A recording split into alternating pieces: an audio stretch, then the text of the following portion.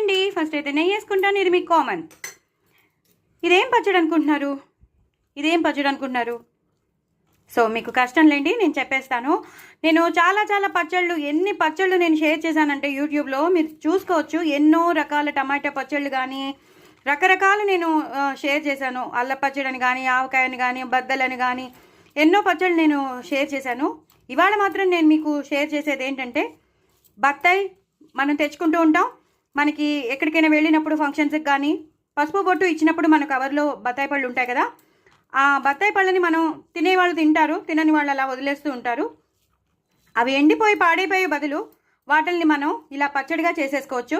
Same మనం నిమ్మకాయ పచ్చడి ఎలా పెట్టేసుకుంటామో అలాగే పెట్టేసుకోవాలి.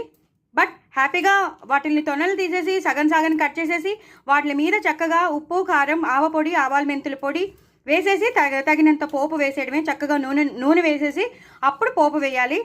నేను చెప్పాను కదా, తగినంత ఉప్పు, కారం కొంచెం ఎక్కువ వేయాలి, తగినంత ఉప్పు వేసుకోవాలి రుచికి తగినంత. అలాగే కొంచెం ఆవపొడి వేయాలి, అలాగే ఆవాల మెంతుల పొడి వేయాలి. అదంతా వేసేసాక పోపు వేయాలి. ఆవాలు, జీలకర్ర, ఎండుమిరపకాయలు, అలాగే ఇంగువ. ఆ పోపు వేసేసి చక్కగా ఇలా అందులోకి ఆ పచ్చళ్ళలోకి వేసేసుకోవాలి. అంతేనండి, చాలా టేస్టీగా ఉండే బత్తాయి తొనల పచ్చడి రెడీ అయిపోతుంది. ఎంత బాగుంటుందో మీరు చెప్పే వరకు ఎవ్వరికీ తెలియదు ఇది బత్తాయి తొనలతో చేసామని. అంత టేస్టీగా ఉంటుంది. సేమ్ నిమ్మకాయ ఊరగాయ మనం ఎలా తింటామో అలాగే ఉంటుంది. చూసారా, ఇదంతా బత్తాయి తొన అనమాట. సో చాలా టేస్టీగా ఉంటుందండి. పుల్లగా చాలా బాగుంటుంది. సో డూ ట్రై ఇట్ అండి. ఈ చక్కగా మనం ఇలా చిప్స్ నంచుకుని తినేస్తే పిల్లలకు కూడా పెట్టేస్తే విటమిన్ సి వచ్చేస్తుంది. సో ఇలా ఈ రకంగా కూడా మనం యూటిలైజ్ చేసేసుకోవచ్చు అనమాట. ఎవ్రీథింగ్ విల్ బి యూటిలైజ్డ్ అండి. ఏది యూటిలైజ్ చేయలేనిది లేదు, అన్నీ మనం యూటిలైజ్ చేసుకోవచ్చు. చక్కగా కొంచెం ఆలోచన ఉంటే చాలు, ఆలోచనతో మనకి ఎన్నో ఐడియాస్ వచ్చేస్తాయి.